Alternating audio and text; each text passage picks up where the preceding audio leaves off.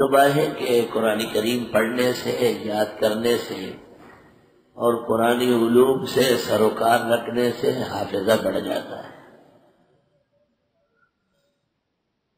بعض کمعقل سمجھتے ہیں کہ شاید قرآن کریم جیسی بڑی کتاب اگر بچے یا بچی کو یاد کرایا جائے تو ان پر بوجھ پڑے گا۔ یہ بالکل غلط ہے اور کمعقلی کی بات ہے۔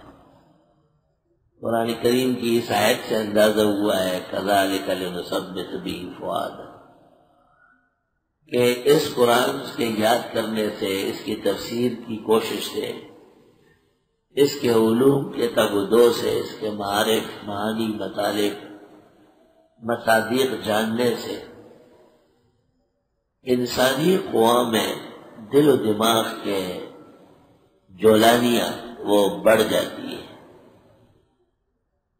اور حافظ قرآن دیگر بچوں کے مقابلے میں زیادہ رساں ذہن کا مالک ہوتا ہے۔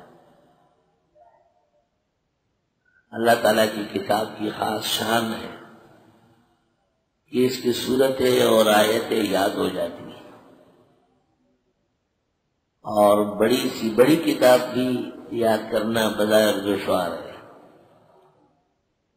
اللہ تعالیٰ نے اس کے لیے ایک انتظام یہ کیا ہے کہ اس کے نزول میں وقت صرف ہوا ہے۔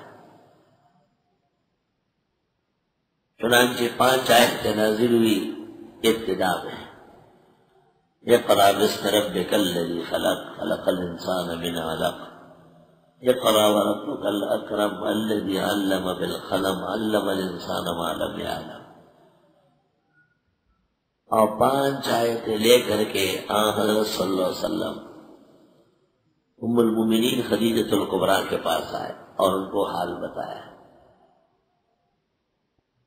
کیونکہ ابتدائی وحی تھی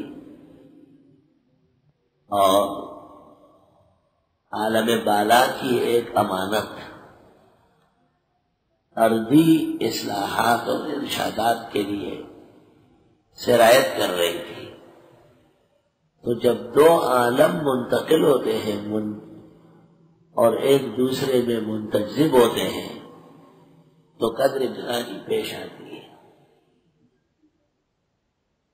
لقد خشیت علی نفسی، اور جبریل نے وحی کے ساتھ آپ کو بیچا بھی سرے سے ملایا، اور اس طرح ملکی رسول سے بشری رسول کو استفادے میں سہولت